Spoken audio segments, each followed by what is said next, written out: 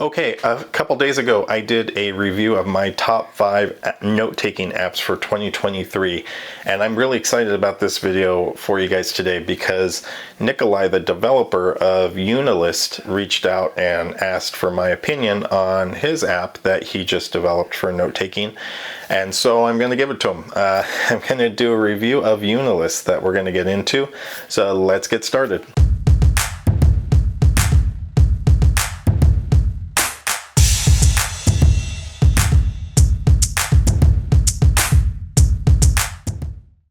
Before we get into it, please take a moment to like and subscribe this video if you found it interesting. I'm really excited about this. Going into the app, showing you what it looks like, and giving some feedback to Nikolai as well. So let's open up the app. Okay, this is Unilist. Very minimal design, which I like a lot. I think the minimal design is definitely what I like to see in a note-taking app. This reminds me of like Bear, which is an app I absolutely love. At the top left, let's do a little tour of the app itself. So at the top left, you've got a menu where you can see notes you've shared, notes that were shared with you. You can go into settings, and really just one option under settings right now to start your week on Monday as opposed to Sunday, and then account, where you can change your password. So going back to home, at the top you've got 3 options here: home, notes, and search. Notes shows you all your folders that you've got and subfolders. So here I've got my daily notes folder, and then you can see I've got 2 subfolders under that. And we'll go into more into notes in a sec. Under search, I can type in a term and search for that, and it works pretty well. Comes up, pulls up that note where purple is in one of my notes, so that works pretty well. So going back to home, right below this bar at the top, you've got a 7-day calendar of the week, and then there's a hamburger at the top right. If I click on that, I can change to a month view, and I'll see my month. And let's go to the next month. So with notes that you create here, you can put in a due date for the note, and you'll see on 5 and 14 I have little dots here under both, so that I've got a note that's due on each one. So if I click on 5, you'll see the note come up here, and if I click on 14, you'll see that note there. There are 3 dots next to the note. If I click on that, I can select or due date, and then I can also just go into the note itself by clicking on the note. So pretty easy to navigate around. Let's jump back to home and look at the shortcuts. So these shortcuts will basically go right to the folder. Now, one thing I did notice, at the bottom you have the ability to add a label. So I actually, in my home view, I wanted to do something like a work, and then I could tag it with a color. And now I've got work here. So maybe I wanted to move projects under work.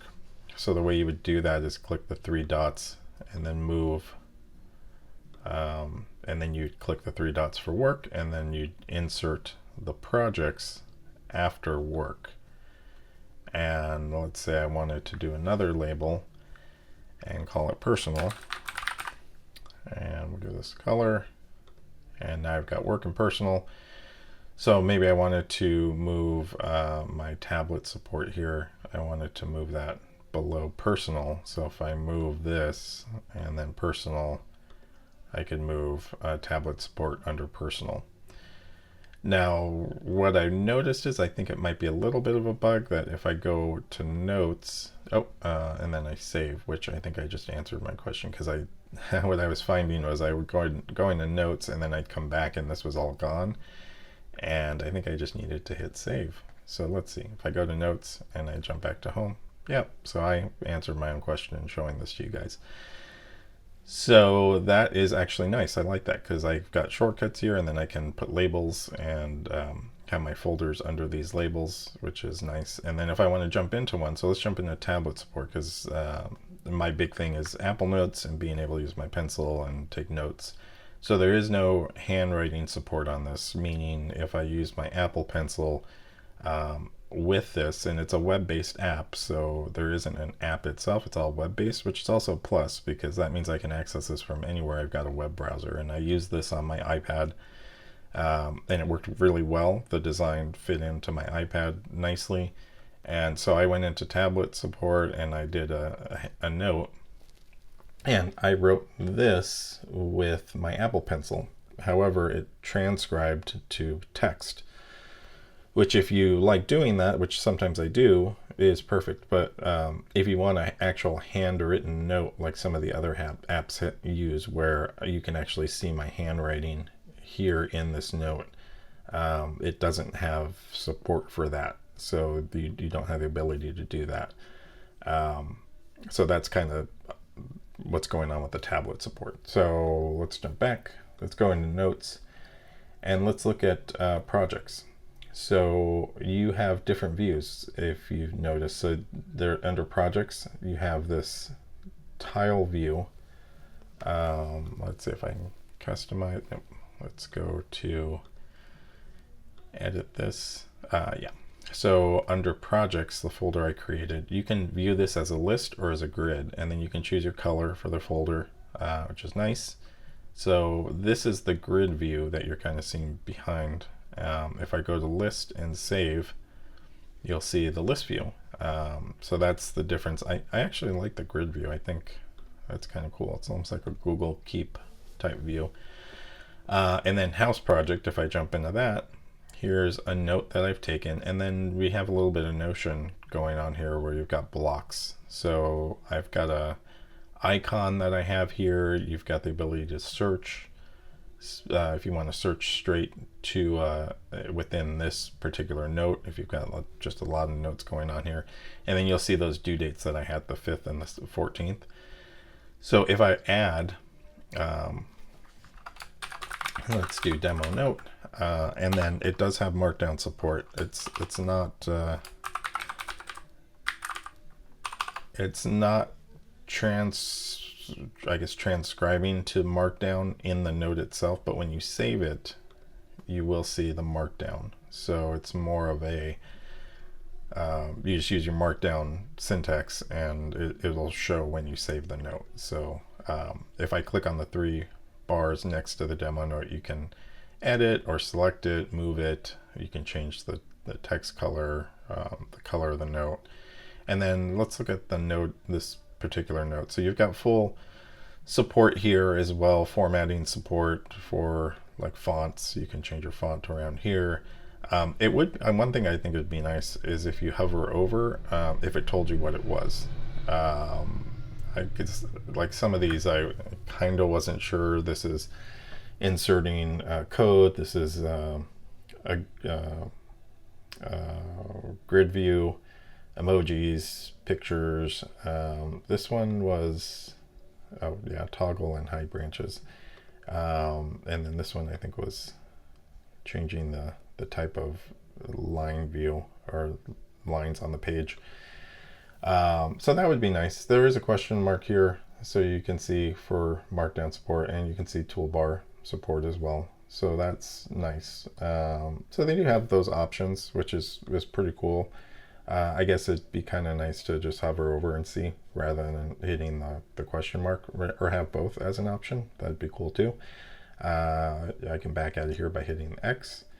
And then if I add a new one, oh no, what I wanted to do was go back to project. So let's say I had a new project. So I'm going to give this a name. If I can type, and then if I hit enter, it doesn't create. So that would be a nice thing to be able to hit enter here. I actually have to hit the checkbox. If you're taking quick notes and stuff like that, it'd be nice to just hit enter, and then maybe have it automatically go to a block or the note, open the note. So if I hit raise garden, hit enter, it just automatically pops me here instead of having to hit add like I did here.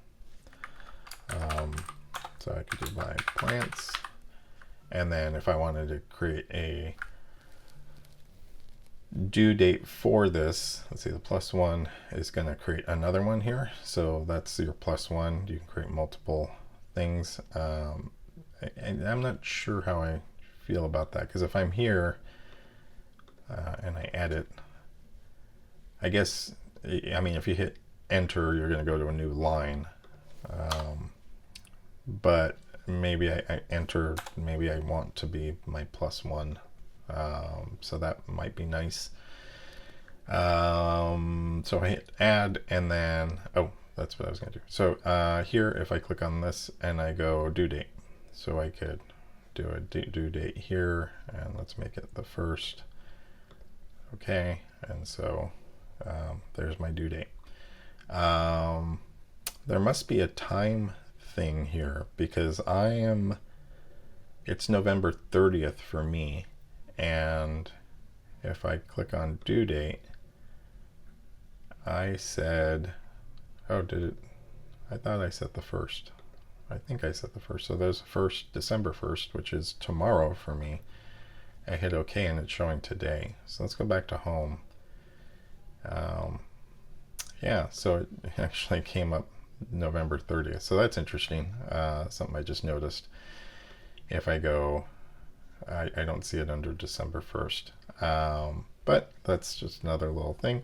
So I think, overall, this is a nice note-taking app. One thing I did notice as well is I shared a note yesterday, and I never got it in my email. So if I go up to the top left and I say notes I shared, and I click on that, yeah, I shared this note. So in my daily notes in November, I shared that note. Let's go in there and look at this note. If I go to the top right and I go to share, that note has been shared and it's pending, but I never got the email with the note. So that was kind of interesting. When you sign up, you do get an email, a welcome email, and they've got some information. Let me pull that up. So you get this email with links to the user guide, and there's a community on Reddit. Overall, I like this app a lot. I think I'm actually looking forward to the development of it and seeing how it progresses as it moves along. Like I said when I was screen sharing, it reminds me of Bear a lot. It's very basic, which I like. That's not a negative at all. I think basic is good with note-taking apps. As I've gone through all of them, I like that. I like plain text almost, the very minimal formatting. This has that. It's got really good base structure, but I would like to see how it progresses and how it develops and changes as it goes. One thing I did think of, and I didn't talk about in my screen share, is I'm really big with shortcuts. So I know it's not an app, so it couldn't really work with shortcuts, but I think XURL call could work on potentially to link to an HTTPS link to maybe start a note or do something like that, trigger a note. So that's something that I didn't get a chance to play around with, but I would be interested in seeing if the developer would look into that and see how maybe Unilist could hook into shortcuts somehow. Okay, that's my review and what I think of the app. So please leave comments below if you're using a note-taking app or if you've tried this one out. I'd love to hear your opinion of it. I'm sure the developer would as well. So put a comment down below, try it out. The link to the app is down below as well. And make sure you subscribe so you're notified when I post new reviews and how-tos. Talk to you later.